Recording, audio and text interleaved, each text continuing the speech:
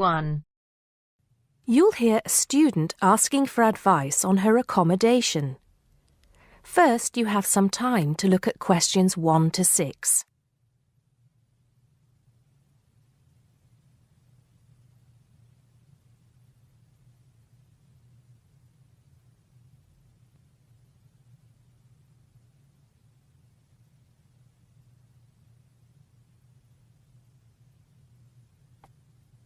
Now we shall begin. You should answer the questions as you listen, because you will not hear the recording a second time. Listen carefully and answer questions 1 to 6. Good morning. So, what can I do for you? Well, it's about the accommodation where I'm staying at the moment. First, can you give me your name and address, please? Yes, I'm Maria Dominguez, and the address is 12 Pine Tree Terrace. It's in Westcliff. I'm staying with 2 other students. There's actually 4 of us in the house, us 3 students and the lady who rents the house to us. So, is there a problem? Well, there are a few, actually. You know, I'm a first-year student, and though I lived away from home for a while when I was studying over the summer in Mexico City, I've never lived abroad, and it's a big change for me. The course is tough, but that's not the main difficulty. I'm coping with that up till now, anyway. The accommodation was arranged for you by our office, wasn't it? It's a nice place by the sea. Okay, but it's difficult. There are only a few buses, and it takes about 50 minutes. It's just so far away, and there's no way I can get back if I want to stay on after 7. And also the other thing is, there's nothing to do there. It's basically just a village. All my friends stay on campus. What about the girls you live with? Do you get on with them? Well, when I see them, but one of them is hardly ever there. Mostly she stays in a house with friends. They've got plenty of extra space, you see. The other girl is quiet as a mouse and hardly ever leaves her room. The landlady's friendly enough, though a bit forgetful, and she doesn't keep the place very clean. I don't have any real problem with her as a person, though. I understand it's rather far away, so I suppose you'd like us to find you a place in the halls of residence or closer by in the town. That would be good. You did say in your brochure that most first-year students are offered a place in halls. I think it actually said final-year students have priority there. They need the library facilities more for studying for their finals. Before you hear the rest of the conversation, you have some time to look at questions 7 to 10.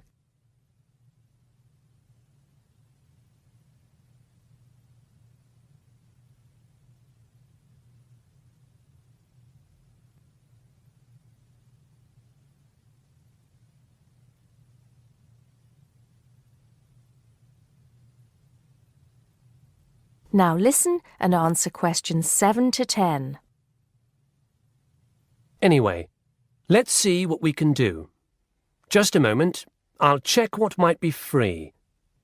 Sometimes students drop out or move from halls, though we were full at the beginning of term. By the way, have you checked the student notice boards?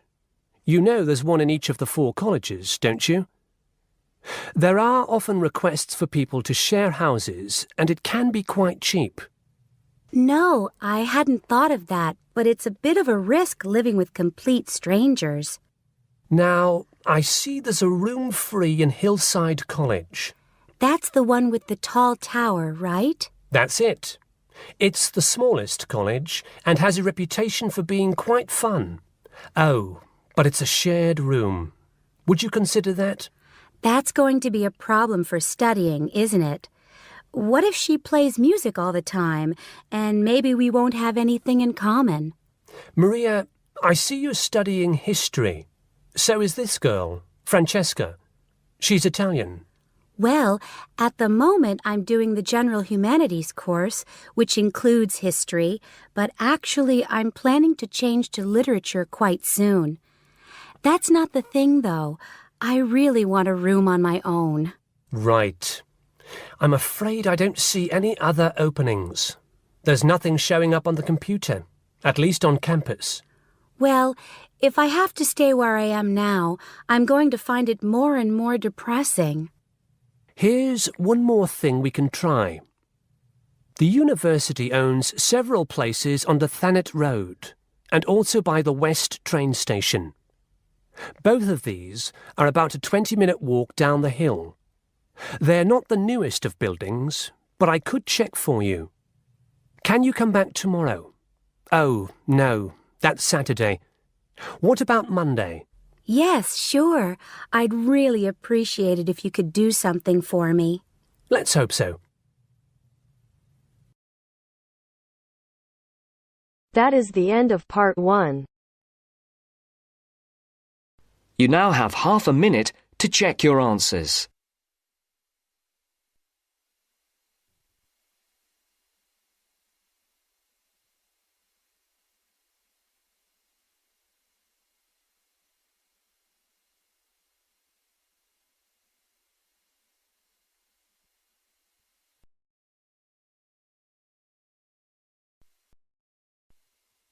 Now turns to part 2.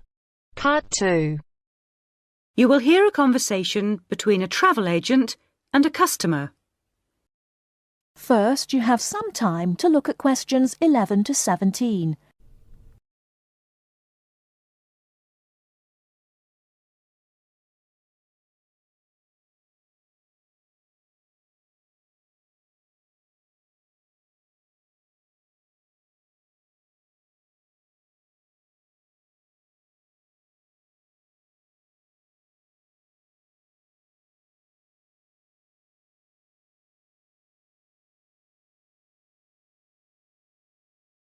Now, listen carefully and answer questions 11 to 17. Good morning. Can I help you? Yes, I'd like to get some information about trips to New Zealand. Certainly. Take a seat and I'll be right with you. Thanks. Now, where would you like to go in New Zealand? Well, I was hoping to do a bit of travelling around, actually. There are a few things I'd like to see and do before I go back home. Right. One thing I really want to do is go to Christchurch. I have relatives living there that I can stay with, my mother's cousin, and I've heard it's a nice place. Yes, it's a lovely city. And staying with relatives will help with the budget, of course. The budget? It will save you some money. Oh, right. Well, I'm not too worried about that. I've saved quite a bit of money working in Australia. Oh, that's nice. Good for you. Well, you know that New Zealand consists of 2 main islands, the North Island and the South Island, and Christchurch is on the South Island. Is it? I was never very good at geography at school. Do you have a map I could look at? Sure. Here we are. Right, I see. And, well, then I'd also like to spend some time in Auckland, and maybe I could do an English language course there. Can you organise that sort of thing for me? Oh, certainly. We'd be happy to arrange that. But bear in mind that Auckland is in the North Island. OK. And I'd also like to do some skiing or maybe even some snowboarding. I hear New Zealand is a great place for that. Yes, absolutely. But you should go to Auckland first for your studies, and then you can get the ferry across to the South Island and take the bus down to the snow. Oh, I don't like boats very much. I'm not much of a sailor. I think I'd prefer to fly. Right. What about joining a walking tour? That could be really fun. Not sure about walking, but joining a tour might be a good way to travel because then I might make some friends my own age. Now. Su Ming Lee, but you can call me Sue. OK, Sue. And what's your address here in Melbourne? I'm living with my aunt in the suburb of Kew. It's 29 Lock Street. That's L-O-C-H, not L-O-C-K. Do you have a phone number that I can get you on? The best thing would be if I give you my mobile. I always have it on me. It's 0402 558 992. OK. And when do you want to travel? Because you'll need to be down south in July or August. Oh, yes, of course. That's winter, isn't it? So I better go to Auckland in May. Yes, let's say departing from Melbourne on the 1st of May, that's a Saturday, and then you could begin your course on Monday the 3rd. That sounds great. And how long would you like to study for? A month, 2, 3? What do you think? Well, I'll probably need more than a month. What about 8 weeks until the end of June? Fine. I'll see what I can do. Oh, and how would you like to pay for this? On my Visa card, if that's possible. Before you hear the rest of the talk, you have some time to look at questions 18 to 20.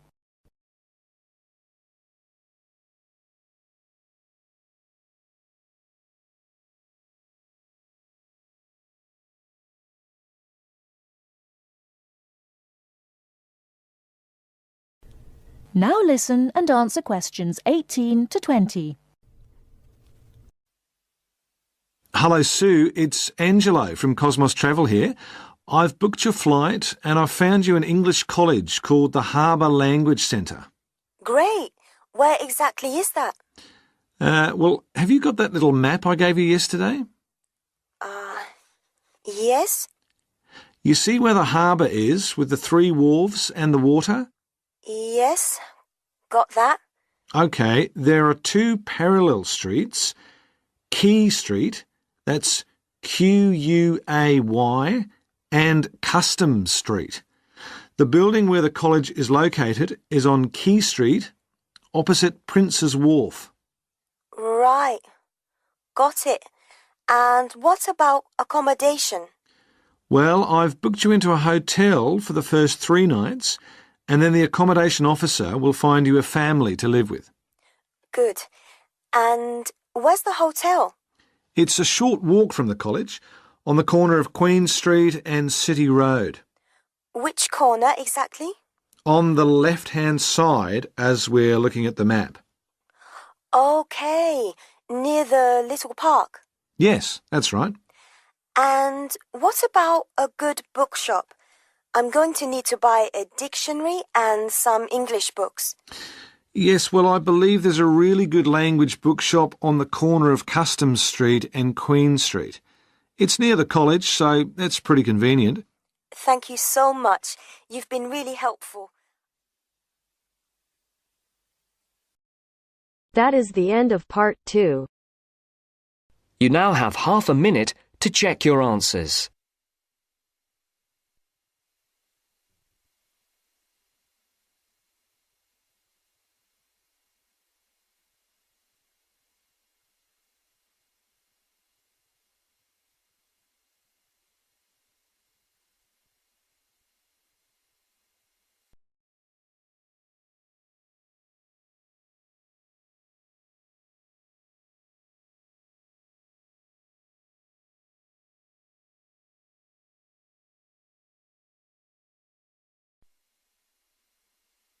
Now turns to part 3.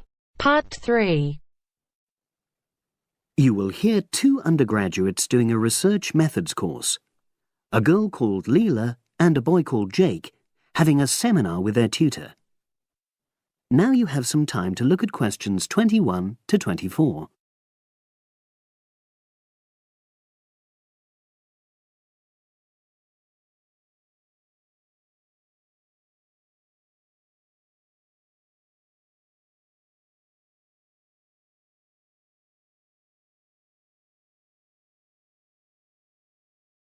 Now listen and answer questions 21 to 24. So the task I gave you both was to choose an article about a small-scale research project. Yes. You were then required to try to reproduce the research procedures in your own context, i.e. try it out for yourselves. Yeah, and that's what we've done. Great. So I'd like you to tell me a bit about the article and why you chose it.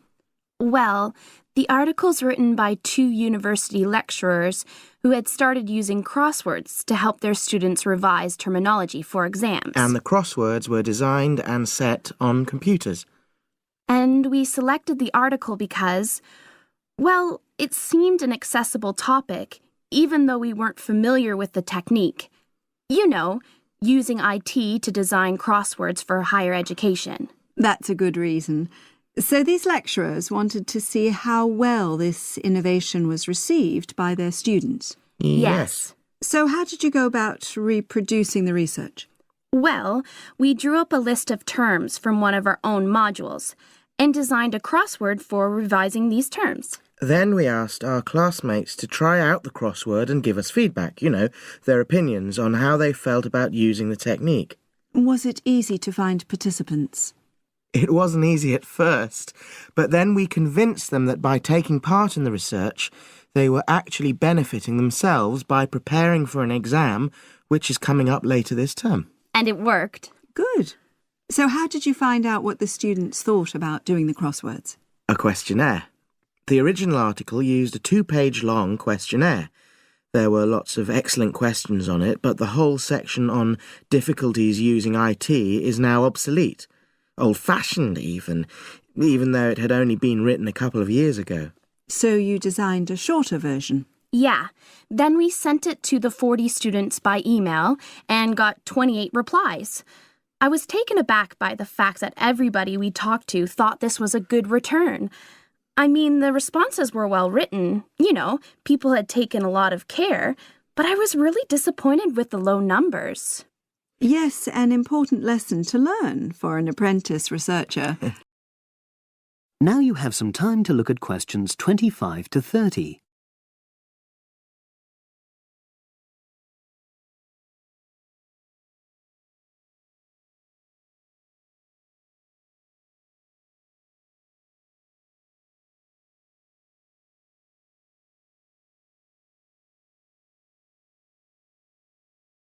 Now listen and answer questions 25 to 30. So what results did you get? Well, basically, the responses were extremely positive. The students said that doing the crossword on a computer helped them really focus on the work in hand and not be distracted, which is something that commonly happens with other ways of doing revision. Yeah, that was really clear. But something that struck me was that having fun hardly featured in their responses, nor did anything to do with spelling of hard words, which I thought would be an obvious benefit. No? Okay. Respondents also said that doing the crossword hadn't really increased their general motivation to study, but that it had highlighted the gaps in their memory so they knew what further work was necessary. Right. So how did your findings tally with those of the original researchers? There were lots of similarities, but... There were probably 2 main differences. We found that more males than females liked the technique, whereas the original study found the reverse. Also, our respondents said they wouldn't mind doing a crossword as a final official exam, whereas in the original study, students said they would hate doing it even if it meant having a shorter test. But of course, both sets of respondents said they'd be interested in doing more crosswords for informal purposes, revision, and so forth. Right. So let's have a think about the whole project and what you've learned from doing it. Well, it was very time-consuming. Yeah, and I don't think we managed that aspect very well. It could have been worse. I mean, we didn't have a lot of data, so we didn't have to spend ages processing it. And of course, we'd already done a course on numerical data processing, so there wasn't much new there. Yeah, that's true. Anyway, I think we designed our questions well so that they gave us manageable data. Yeah, it really helped having the original study to guide us, as it were. and that helped us to see what a good research instrument is. What a good questionnaire should be like. Absolutely. We got a lot from that. But when we were writing up the project, I'm not sure whether we'll know how to acknowledge the work of the original study. You know, our referencing. No, that's something we'll both have to work on in the future. Actually, that part's been great. Finding ways to share and support another person. That's the real plus from the project. Learning ways to do that. Well, it's obviously been very successful. That is the end of part 3. You now have half a minute to check your answers.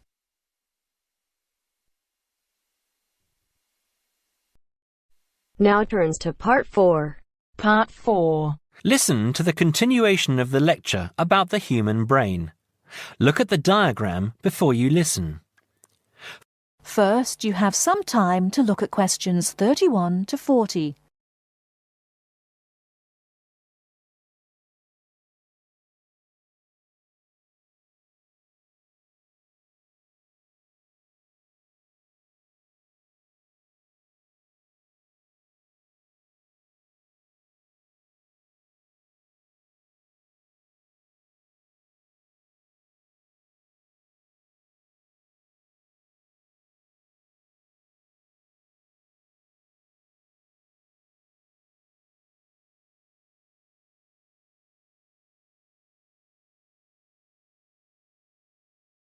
Now listen carefully and answer questions 31 to 40. OK, we have looked at the top view of the brain and seen how it is divided into lobes. Now we are going to look at a more complex diagram of the centre of the brain. I will briefly go through some of the important parts that make up the brain and then talk more about what each does. First of all, you can see that by far the largest part of the brain is the cerebrum, and it is made up of the 3 lobes we have already talked about. The lobe below, coloured yellow on the diagram here, is the cerebellum. Right in the centre of the brain here is the thalamus. The hypothalamus is part of it, but it has a slightly different function. Now here, running down from the centre of the brain, is the brain stem. It is made up of the midbrain, the pons, and the medulla oblongata, and is connected to the spinal cord, which you can see here at the bottom of the diagram. Now, finally, this little gland just to the left of the midbrain, it looks like a little tail, is the pituitary gland. OK, let's go back and say something about the function of the various parts of the brain. The cerebrum, the largest part, as we have said, has 2 halves or hemispheres. I will talk more about the difference between the 2 hemispheres later. The cerebrum is the part of the brain that is really our intelligence. It controls voluntary movement, that is, movement that we are in control of, speaking, for example. But it is also responsible for our emotional thinking and memory. The cerebellum is responsible for fine movement and coordination. It helps us with balance, for example, and to understand where we are in relation to space around us. The thalamus, here in the centre, processes what we feel with our body, touch and temperature, for example, and controls how we react to those senses. The hypothalamus has a similar function, but regulates bodily needs, such as hunger and thirst, and tells us when we need sleep. Now, at the top of the brainstem is the midbrain. This is a sort of switchboard, a very complex switchboard. It sends messages which help the brain communicate with other parts of the nervous system. The pons, in the middle of the brainstem here, sends messages from the cerebrum to the cerebellum and spinal cord. The medulla oblongata is here just above the spinal cord. It regulates essential bodily functions, like breathing and the rate of our heartbeat. The spinal cord is part of the central nervous system and runs down inside the spinal column. It connects the brain to nerves that go to the rest of the body. Now, the pituitary gland, this little gland, has a hugely important function. It releases hormones to the body that regulate all sorts of things. How quickly we grow, and the size we grow to, the rate at which we age. It also regulates whether we have a slow or fast metabolism and how we relate to stress. Now I am going to show you a model of the human brain, and I want you to identify. That is the end of part 4. You now have half a minute to check your answers.